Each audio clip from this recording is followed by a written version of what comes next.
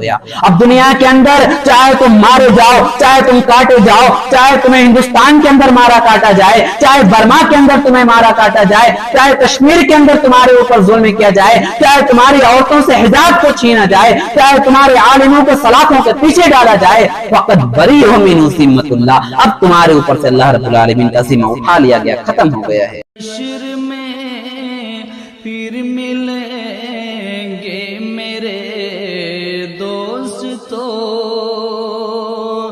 بس یہی ہے پیام آخری۔ من زحزح عن النار وأدخل الجنة فقد فاز وما الحياة الدنيا إلا متاع الغرور۔ رب اشرح لي صدري ويسر لي أمري واحلل عقدة من لساني يفقهوا قولي، رب زدني علما سبحانك لا علم لنا إلا ما علمتنا إنك أنت العليم الحكيم۔ اللهم أرنا الحق حقا وارزقنا اتباعه وأرنا الباطل باطلا وارزقنا اجتنابه، آمین۔ تمام قسم کی تعریف، حمد و ثنا، کبریائی اور بڑائی اللہ رب العالمین کے لیے لائق اور زیبا ہے، جو اکیلا تنہا اس پوری کائنات کا نظام چلانے والا ہے۔ ہم اس پاک پروردگار سے دعا کرتے ہیں کہ بار الہ تو ہمیں حق بات، صحیح بات کہنے کی توفیق عطا فرما، کہنے اور سننے سے زیادہ ہم سب کو اس پر عمل کی پوری توفیق عطا فرما۔ معزز سامعین، خطبہ مسنونہ کے بعد میں نے قرآن مجید کی ایک آیت کریمہ آپ کے سامنے تلاوت کی، جس کے اندر اللہ رب العالمین ہمیں ایک ایسی حقیقت سے آگاہ کر رہا ہے کہ جس حقیقت کو دنیا کے اندر کسی بھی مذہب کا ماننے والا ہو، کسی بھی کاسٹ کا ہو، کسی بھی برادری کا ہو، اس حقیقت سے انکار نہیں کر سکتا۔ وہ کون سی حقیقت ہے؟ دنیا کے اندر آپ جہاں کہیں بھی رہیں گے، چاہے آپ ہندوستان کے اندر ہو، چاہے آپ سعودی عرب کے اندر ہو، چاہے دنیا کی کسی بھی ملک کے اندر آپ کیوں نہ ہو، موت تو سب کو آنی ہے۔ اللہ فرماتا ہے اینما تکونوا یدرککم الموت ولو کنتم فی بروج مشیدہ۔ جب موت کا وقت آ جائے، تم اپنے آپ کو بچانے کی چاہے کتنی ہی کوششیں کیوں نہ کر لو، لیکن موت سے کوئی بچ نہیں سکتا۔ اسی حقیقت کو اللہ رب العالمین قرآن مجید کے اندر ارشاد فرما رہا ہے، کل نفس ذائقۃ الموت، ہر نفس کو، ہر جاندار کو موت کا مزہ چکھنا ہے۔ یہ موت ایسی حقیقت ہے، دنیا کا چاہے کتنا ہی بڑا امیر آدمی کیوں نہ ہو، چاہے کتنا ہی زیادہ غریب کیوں نہ ہو، چاہے وقت کا بادشاہ ہو، چاہے وہ فقیر ہو، لیکن کوئی بھی اس موت سے بچ نہیں سکتا ہے۔ موت کا مزہ تو سب کو چکھنا ہے، موت کا ذائقہ تو سب کو چکھنا ہوگا۔ کل نفس ذائقۃ الموت، ہر نفس کو، ہر جاندار کو موت کا مزہ چکھنا ہے۔ اب موت تو آنی ہے، اب موت ہر انسان کو آنی ہے، اور سب کو اللہ رب العالمین نے دنیا کے اندر پیدا کیا۔ اب ایک مقصد اس کو سمجھنا ہوگا ہمیں کہ اس کا مقصد کیا ہے۔ دنیا کے اندر ہر انسان کوئی نہ کوئی کام کرتا ہے، اپنے بچے کے، اپنے بچیوں کو پڑھاتا ہے، لکھاتا ہے، کس لیے؟ مقصد کیا ہے کہ ہماری اولاد کا، ہمارے بیٹے اور بیٹیوں کا اچھا مستقبل بن جائے، اس کا فیوچر اچھا ہو، اس کا مستقبل، اس کے بہترین مستقبل کے لیے ہم اس کو پڑھاتے لکھاتے ہیں، ہم بھی محنت کرتے ہیں اپنی اولاد کے بہتر مستقبل کے لیے۔ ہم کسی چیز میں اپنا پیسہ انویسٹ کرتے ہیں، کسی چیز میں اپنا پیسہ انویسٹ کرتے ہیں، مقصد کیا ہے؟ ہمارے دو چار پیسے کی انکم بڑھ جائے گی، ہمارا مقصد ہے، وجہ ہے، ریزن ہے۔ اللہ رب العالمین نے قرآن کے اندر ہمیں زندگی کیوں دی، موت کیوں آئے گی، اس کا بھی ریزن اللہ رب العالمین نے قرآن کے اندر ارشاد فرمایا. کیا فرمایا کہ ہم نے وَمَا خَلَقْتُ الْجِنَّ وَالْإِنسَ إِلَّا لِيَعْبُدُونَ، کہ اللہ رب العالمین فرماتا ہے ہم نے جناتوں اور انسانوں کو اپنی عبادت کے لیے پیدا کیا. اور اللہ رب العالمین نے قرآن کے اندر زندگی اور موت کا مقصد بتلایا، الذی خلق الموت والحیات لیبلوکم ایکم احسن عملا، کہ ہم نے زندگی اور موت کو پیدا کیا اس لیے تاکہ تمہیں دیکھیں، تمہیں آزمائیں کہ تم میں سے کون ہے جو دنیا سے بہترین عمل کر کے آتا ہے، تم میں سے کون ہے جو نیک عمل کر کے دنیا سے اندر کے آتا ہے، تم میں سے کون ہے جو دنیا کے اندر رہ کر کے ہماری فرما برداری کرتا ہے. یہ مقصد اللہ رب العالمین نے بتلایا کہ ہم نے زندگی کو کیوں پیدا کیا اور موت کو کیوں پیدا کیا. اب زندگی اللہ رب العالمین نے ہمیں دی اس لیے کہ دنیا کے اندر رہ کر کے ہم اللہ اور اس کے رسول کی فرما برداری کریں. اللہ رب العالمین کل بروز قیامت ہمارا امتحان لے گا کہ کون ہے جو نیک عمل کر کے آتا ہے. اب ایک بات اور غور کرنی ہے، یہ 2 آیت ہو گئی کہ اللہ رب العالمین نے ہمیں اپنی عبادت کے لیے پیدا کیا، اور اللہ رب العالمین نے زندگی اور موت کیوں دی کہ ہمارا امتحان لے سکے. اب ایک بات اور سمجھیے، ذرا حدیث کی طرف چلیے کہ اللہ رب العالمین نے ہمیں زندگی دی کہ دنیا کے اندر نیک عمل کریں، پھر ایک دن ایسا آئے گا کہ ہمارا انتقال ہو جائے گا، پھر اس کے بعد جب ہمیں زندہ کیا جائے گا تو اللہ رب العالمین ہمیں اس زندگی کے بارے میں سب سے پہلا کیا سوال کرے گا. غور کیجیے گا میرے ساتھیوں، میری مائیں اور بہنیں بھی غور کریں کہ اللہ رب العالمین کل قیامت کے دن ہم سے، اپنے بندے اور بندیوں سے سب سے پہلا سوال کیا کرے گا. ایک تابعی ہیں حضرت جریر بن قبیصہ رحمہ اللہ علیہ، وہ بیان کرتے ہیں ایک مرتبہ میں نے اللہ رب العالمین سے دعا کی. کیا دعا کی؟ اللہم ارزقنی جلیسا صالحا، اے اللہ تو ہمیں کسی نیک شخص کے ساتھ، کسی نیک آدمی کے ساتھ بیٹھنے کا موقع عطا فرما. وہ بیان کرتے ہیں جب میں مدینہ کے اندر داخل ہوا میری ملاقات حضرت ابو ہریرہ رضی اللہ تعالیٰ عنہ سے ہوتی ہے، تو میں نے حضرت ابو ہریرہ رضی اللہ تعالیٰ عنہ سے کہا کہ حضرت ابو ہریرہ رضی اللہ تعالیٰ عنہ، آپ مجھے اللہ کے نبی جناب محمد رسول اللہ صلی اللہ علیہ وسلم کی وہ حدیث سنائیے جس کو آپ اللہ کے نبی جناب محمد رسول اللہ صلی اللہ علیہ وسلم سے ڈائریکٹ سنی ہو. اے حضرت ابو ہریرہ رضی اللہ تعالیٰ عنہ، آپ مجھے اللہ کے نبی صلی اللہ علیہ وسلم کی کوئی حدیث سنائیے. حضرت ابو ہریرہ رضی اللہ تعالیٰ عنہ بیان کرتے ہیں کہ ہاں میں نے اللہ کے نبی جناب محمد رسول اللہ صلی اللہ علیہ وسلم کو فرماتے ہوئے سنا، ان اول ما يحاسب به العبد يوم القیامہ من عملہ، کل قیامت کے دن اللہ رب العالمین اپنے بندے سے اس کے عمل کے بارے میں جو سب سے پہلا سوال کرے گا صلاتہ، نماز کے بارے میں سوال کرے گا.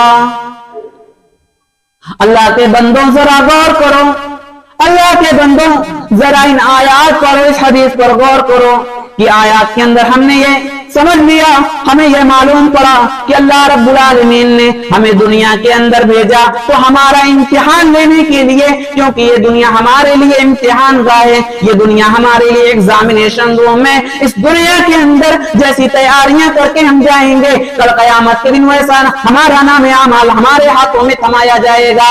دنیا کے اندر اگر ہم نے نیکیاں کی ہوگی تو کل بروز قیامت ہمارا نام اعمال ہمارے دائیں ہاتھ میں تھمایا جائے گا. اگر دنیا کے اندر رہ کر کے ہم نے اپنی زندگی منمانی گزاری، ہم نے اپنی جوانی کو منمانی بنا لیا، اپنی جوانی کو مستانی میں گزارا، تو کل قیامت کے دن یہ ہمارا نام اعمال ہمارے بائیں ہاتھ میں تھمایا جائے گا. اللہ کے بندوں ذرا غور کرو کہ اللہ رب العالمین نے کس مقصد سے ہمیں پیدا کیا تھا.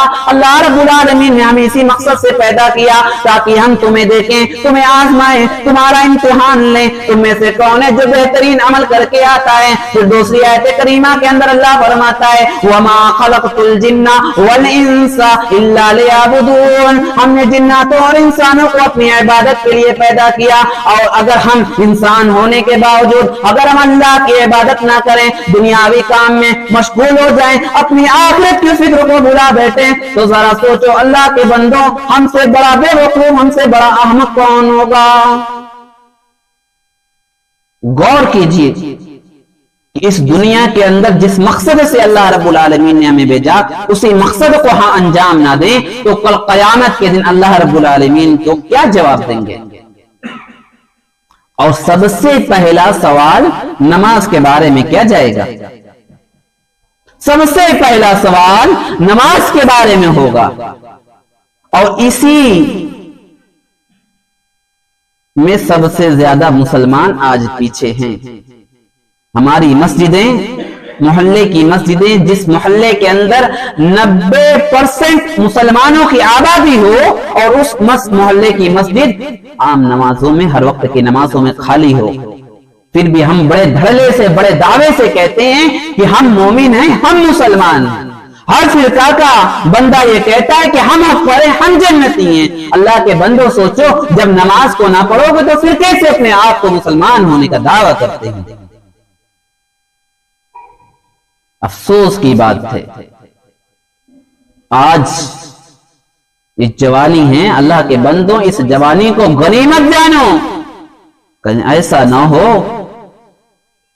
کہ کل جب ہم نماز کو سجدہ کرنے کو چاہیں تو جسم کے اندر اتنی طاقت نہ ہو کہ اللہ کی بارگاہ میں آ کر کے ہم اللہ کے حضور سجدہ کر سکیں. اس وقت کے آنے سے پہلے اپنی اس جوانی کو, اپنی اس صحت و تندرستی کو غنیمت جانو. لیکن ابھی بھی ہم یہ سوچتے ہیں کہ ابھی تو ہماری عمر بہت پڑی ہے, ہم کر لیں گے عبادت.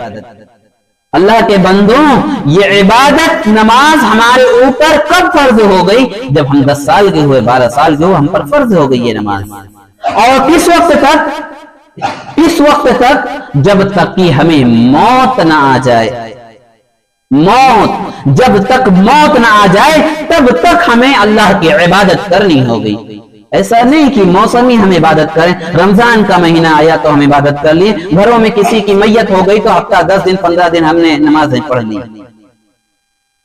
اللہ کے بندوں, اللہ کے نبی جناب محمد رسول اللہ صلی اللہ علیہ وسلم نے فرمایا کہ کل بروز قیامت بندے سے اس کے عمل کے بارے میں جو سب سے پہلا سوال کرے گا کیا جائے گا, صلاتہ, نماز کے بارے میں سوال کیا جائے گا. حضرت ابو ہریرہ رضی اللہ تعالیٰ عنہ ارشاد فرماتی ہیں کہ اللہ کے نبی جناب محمد رسول اللہ صلی اللہ علیہ وسلم نے کیا فرمایا؟ فرمایا کہ اگر بندے کی نماز مکمل رہی, بندے کی نماز کمپلیٹ پائی گئی تو اس کے ساتھ ساتھ اور بھی عمل کو پاس کر دیا جائے گا, سلیکٹ کر دیا جائے گا. اگر بندے کی نماز انکمپلیٹ پائی گئی, بندے کی نماز آدھی ادھوری پائی گئی, اس کے ساتھ ساتھ اور بھی عمل کو ریجیکٹ کر دیا جائے گا, برباد کر دیا جائے گا. اب ذرا غور کرو کہ ہم نماز نہیں پڑھتے, رمضان کا روزہ رکھتے ہیں, تو ذرا اس حدیث کی روشنی میں خود کو جائزہ لو کہ اللہ رب العالمین کا ایسا روزہ قبول ہوگا. اور کتنے ایسے بندے ہیں, اللہ ان پر رحم کر, ان کو نماز کی توفیق دے, کہ جو رمضان کے مہینے میں روزے کی حالت میں بھی نماز نہیں پڑھتے. ایسا روزہ رکھنے سے کوئی فائدہ نہیں. اللہ کے بندوں, غور کیجئے, اپنی اس جوانی کو غنیمت سمجھیے, اپنے اس خالی ایام کو غنیمت سمجھیے.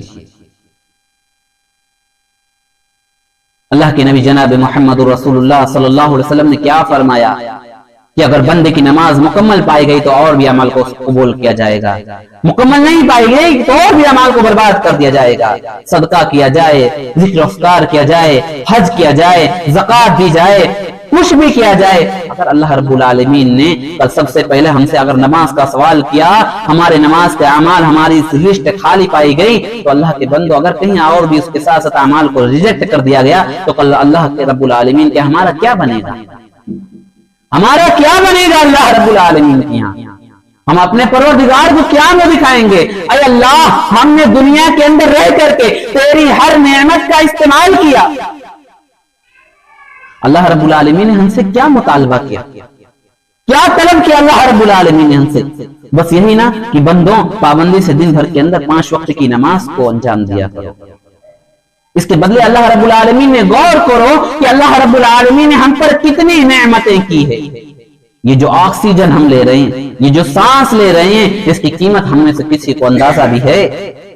ابھی چند 2 سال پہلے ہم نے لاک ڈاؤن کا جو زمانہ گزارا ہے، اندازہ لگائیے جب کسی کو آکسیجن کی ضرورت پڑا کرتی تھی، ایک سلنڈر کے لیے، ایک دن کا چارج کے لیے اس کو کتنے پیسے کی بل بھرنا پڑتا تھا۔ آج اسی آکسیجن کو ہم اپنے پیدائش سے لے کر کے آج تک بغیر کسی چارج کے، بغیر کسی بل کے ہم استعمال کیے جا رہے ہیں۔ ہم نے اللہ رب العالمین کو کیا دیا اس کے بدلے؟ اللہ رب العالمین ہمارے لیے سورج کو بنایا، ہم نے اپنے رب کو کیا اس کے بدلے دیا؟ آج ہم لائٹ جلاتے ہیں، بجلی جلاتے ہیں، 1 مہینے کے اندر اس کی کتنی ہم بل بھرتے ہیں؟ آج اللہ رب العالمین نے ہم پر کتنی نعمتیں کی ہے، ہم نے اپنے رب کو کیا دیا؟ اللہ کے بندوں، اللہ رب العالمین نے ہم سے کیا طلب کیا کہ بندوں دن کے اندر 5 وقت کی نماز کو ادا کیا کرو، اور یہ بھی ہمارے اور آج کے فائدے کے لیے، کیونکہ کل قیامت کے دن جب ہمارا انعام اعمال ہمارے دائیں ہاتھ میں تھمایا جائے گا، اس کے بدلے، اس نیکیوں کے بدلے اللہ رب العالمین ہمیں جنت سے نوازے گا۔ وہ جنت جس کے اندر ہر طرح کے میوے ہوں گے، جس کے نیچے سے نہریں جاری ہوں گی۔ دنیا کے اندر بھی اللہ کی نعمت، آخرت کے اندر بھی اللہ کا انعام، اس کی باوجود بھی ہم مسلمان ہونے کے باوجود نماز جیسی عبادت سے غافل ہیں۔ نماز و عبادت حضرت عبداللہ ابن مسعود رضی اللہ تعالی عنہ اللہ کے نبی جناب محمد رسول اللہ صلی اللہ علیہ وسلم سے سوال کرتے ہیں۔ کیا سوال کرتے ہیں؟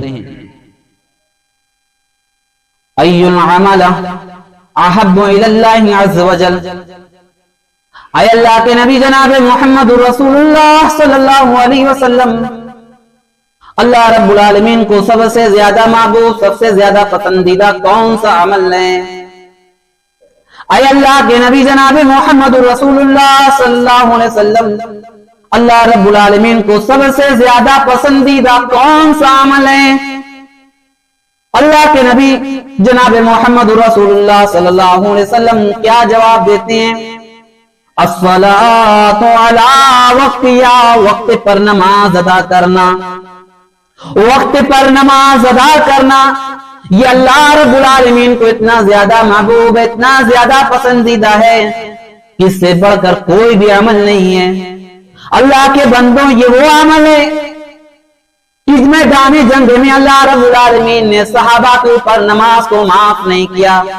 میدان جنگ میں بھی صحابہ نے نماز ادا کی۔ میرے پیارے نبی جناب محمد رسول اللہ صلی اللہ علیہ وسلم نے جنگ کے میدان میں صحابہ کو نماز ادا کرائی، صحابہ نے جنگ کی میدان میں نماز کو ادا کیا۔ لیکن آج ہم مسلمان ہیں، آج ہم اپنے محلے کے ہوٹلوں میں چائے پان کی دکانوں پر بیٹھے رہتے ہیں، لیکن ہمیں اتنی توفیق نہیں ہوتی کہ ہم مسلمان ہونے کا حق ادا کریں، ہم مسلمان ہونے کا ثبوت دیں، مسجدوں میں جا کر کے نماز پڑھ لیں، ہم اپنے دوست و احباب کے ساتھ اپنے گھروں کے اندر اپنے پریوار کے ساتھ بیٹھ کر کے گپ سپ لگاتے ہیں، موبائلوں میں اپنا ٹائم کو انویسٹ کرتے ہیں، موبائلوں میں اپنا ٹائم کو برباد کرتے ہیں، لیکن ہمیں نماز پڑھنے کی توفیق نہیں ہوتی۔ ہمارے گھروں کے اندر ہمارے والدین بھی ہوا کرتے ہیں، وہ بھی نماز نہیں پڑھتے۔ جب ماں باپ ہی بے نمازی ہیں تو بھلا اولاد کیسے نمازی ہوگی؟ اللہ کے بندوں، اللہ نے فرمایا، اللہ کے نبی جناب محمد رسول اللہ صلی اللہ علیہ وسلم نے فرمایا کہ اللہ رب العالمین کو سب سے زیادہ محبوب، سب سے زیادہ پسندیدہ اگر کوئی عمل ہے، الصلاۃ علی وقتہا، وقت پر نماز ادا کرنا ہے۔ وقت پر نماز ادا کرنا. اللہ رب العالمین قرآن مجید کے اندر ارشاد فرماتا ہے ان الصلاۃ کانت علی المؤمنین کتابا موقوتا. او مومنو بے شک تم پر نماز فرض کی گئی ہے اپنے مقرر وقتوں میں. جب نماز کا وقت ہو جائے تم جاؤ مسجدوں میں جاؤ اور نماز کے ساتھ میں نماز کو ادا کر لو, جماعت کے ساتھ میں نماز کو ادا کرو. اور میری ماں اور بہنیں بھی غور کریں, ہماری ماں اور بہنوں کے اندر ایک بہت بڑی خرابی یہ پائی جاتی ہے کہ جب نماز کا وقت ہوا کرتا ہے, جب نماز کا وقت ہوا کرتا ہے تو ٹائم کو کبھی ظہر کے وقت میں کھانا بنانے میں ٹائم کو نکال دیا کرتی ہیں, تو کبھی رات کو عشاء کے وقت میں ٹی وی اور سیریل کے چکر میں اپنے ٹائم کو گوا دیا کرتی ہے. اللہ فرماتا ہے ان الصلاۃ کانت علی المؤمنین کتابا موقوتا. او مومن مردوں, او مومن عورتوں, تم پر نماز فرض کی گئی ہے اپنے مقرر وقتوں میں. جب تمہارے کانوں میں اذان کی صدا چلی جائے, جب تمہارے کانوں میں اذان کی آواز چلی جائے تو اپنے سارے کام کو چھوڑ کر کے, اپنے سارے کام کو ایک طرف رکھ کر کے نماز کو ادا کر لیا کرو. نماز کے معاملے میں, نماز کے لیے تم کبھی سستی نہ کرنا, کبھی تم سستی نہ کرنا, کیونکہ نماز کے معاملے میں اگر کوئی سستی کرتا ہے تو اللہ رب العالمین فرماتا ہے کہ ایسے نمازیوں کے لیے بھی ہلاکت و بربادی ہے جو اپنی نمازوں میں سستی اور کاہلی کرتے ہیں. فویل للمصلین الذین هم عن صلاتهم ساہون. ایسی نمازیوں کے لیے بھی ہلاکت و بربادی ہے جو اپنی نمازوں میں سستی کرتے ہیں. غور کرنے کی بات ہے میرے ساتھیوں, مسلمان ہیں, نہ باپ نمازی نہ ماں نمازی, اولاد کیسے نمازی ہوگی؟ آپ غور کیجئے کہ صحابہ نے جنگ کے میدان میں نماز نہیں چھوڑی. آج ہم خالی اوقات میں چائے پان کی دکانوں پر بیٹھ کر کے نماز کے ٹائم کو یوں ہی ضائع کر دیتے ہیں, اور پھر اس کے بعد ہم یہ تلاش کرتے ہیں کہ آج امت مسلمہ اتنا زیادہ پریشان کیوں ہے. آج شکایتیں ہیں, آج ہماری زبان پر شکوہ ہے کہ آج ہر جگہ ہم مارے جا رہے ہیں, کاٹے جا رہے ہیں, ہمیں پریشان کیا جا رہا. آج ہمارا کوئی پرسان حال نہیں, آج ہماری کوئی حمایت کرنے والا نہیں, آج ہماری کوئی مدد کرنے والا نہیں, آج ہمارے لیے کوئی آواز اٹھانے والا نہیں. وجہ کیا ہے؟ ریزن کیا ہے؟ کیا وجہ ہے کہ آج ہم نماز کو چھوڑتے ہیں؟ نماز کبھی اذان پر غور کیا؟ آج ہم نماز, مؤذن جب مسجد سے اذان دیتا ہے, آواز دیتا ہے, تو آج ہم یہ سمجھتے ہیں کہ یہ تو رسم ہے, ان کا کام ہے اذان دینا, آواز دینا, ہمارا کام تو بس سننا ہے.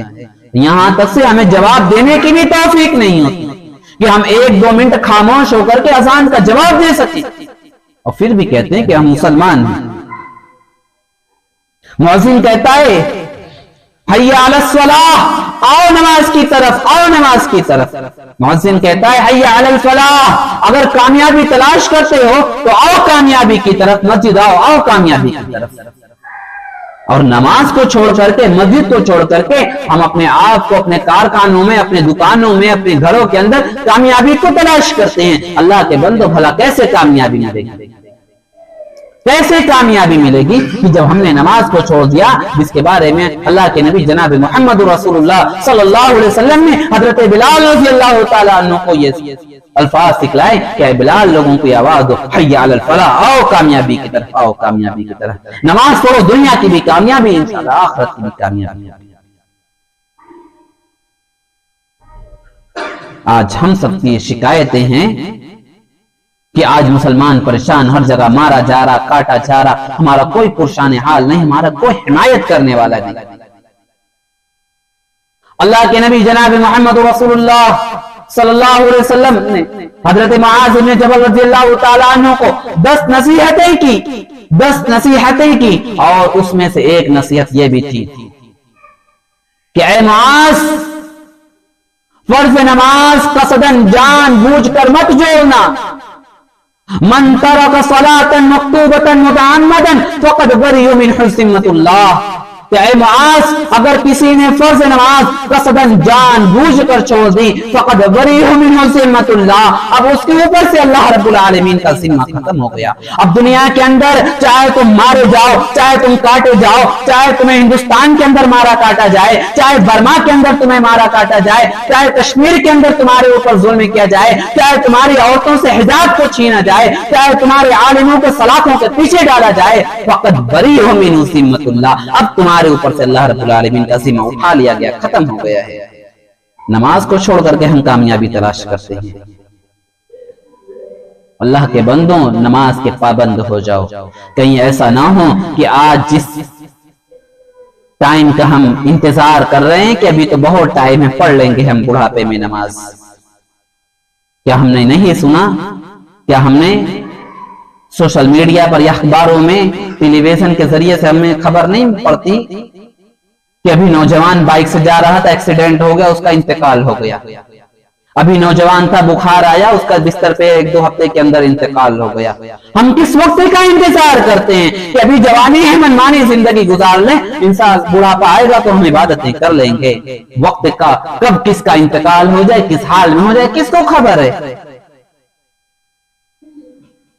اینما تکونوا یدرککم الموت ولو کنتم فی بروج مشیدہ، موت اگر آ جائے تو پھر موت سے کون بچ سکتا ہے؟ چاہے کتنا ہی بڑا ڈاکٹر کا علاج کرا لو، اگر موت کا وقت آ چکا ہے تو 1 سیکنڈ بھی ہماری زندگی بڑھتی ہونے والی نہیں ہے۔ تو اللہ کے بندو اس وقت کو اس صحت و تندرستی کی غنیمت جانو۔ ہم سب اللہ رب العالمین سے دعا کرتے ہیں کہ باراللہ ہم سب کو نماز کی پابندی کرنے کی توفیق عطا فرما دے، باراللہ ہم سب کو مسجد سے محبت کرنے کی توفیق عطا فرما دے۔ میرے عزیزوں، میرے ساتھیوں، ایک اور بات میں آپ کو بتا دینا چاہتا ہوں کہ آج اگر ہم کسی کو یا کوئی کسی کو منافق کہہ دے تو ابھی سامنے والا اس کے اوپر چڑھ بیٹھے گا کہ آپ نے ہمیں کیسے منافق کہہ دیا، کیوں آپ نے ہمیں کیسے منافق کہہ دیا، آپ کو کس نے اتھارٹی دی، آپ کو کس نے پاور دیا؟ اگر ہم بے نمازی ہیں تو ایک حدیث ذرا غور کیجیے۔ اللہ کے نبی جناب محمد رسول اللہ صلی اللہ علیہ وسلم نے غالباً مسجد نبوی کی طرف اشارہ کرتے ہوئے ارشاد فرمایا تھا، هذه المساجد ما يتخلف منها الا منافقون، یہ مسجد ہے اور مسجد سے منافق دور رہتے ہیں۔ آج بہت سے نوجوان ایسے ہوتے ہیں جو مسجد کے آس پاس چبوتروں پر گلیوں میں بیٹھے موبائل چلاتے ہیں، آپس میں بات چیت کرتے ہیں، جب اذان کا وقت ہوتا ہے تو وہ اذان سن کر کے مسجد سے دور بھاگ جاتے ہیں۔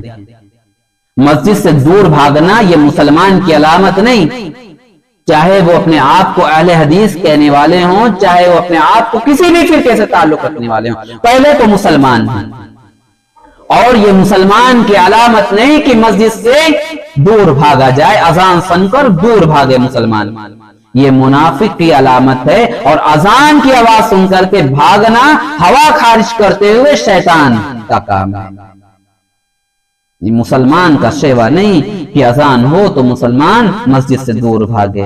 اللہ رب العالمین سے دعا ہے کہ باراللہ ہم تمام مسلمانوں کو پنجگانہ نماز کی پابندی کی توفیق عطا فرما دے، باراللہ ہمارے گھر کے بڑوں کو بھی نماز پڑھنے کی توفیق عطا فرما، باراللہ ہمارے گھر کے بچوں کو بھی نماز پڑھنے کی توفیق عطا فرما، ہماری ماں اور بہنوں کو بھی نماز پڑھنے کی توفیق عطا فرما دے، باراللہ تو ہمیں دین سے محبت کرنے والا بنا دے، باراللہ تو ہم سب کو دین کا سچا شہدائی بنا دے، باراللہ تو ہمیں نبی کریم جناب محمد رسول اللہ صلی اللہ علیہ وسلم کی سنت پر عمل کرنے والا بنا دے، باراللہ جتنی بات کہی اور سنی گئی باراللہ تمام باتوں پر عمل کرنے کی توفیق عطا فرما، باراللہ تو ہمیں جب تک زندہ رکھ اسلام پر زندہ رکھ، اور جب ہمارا خاتمہ ایمان پر خاتمہ ہو، وآخر دعوانا ان الحمدللہ رب العالمین۔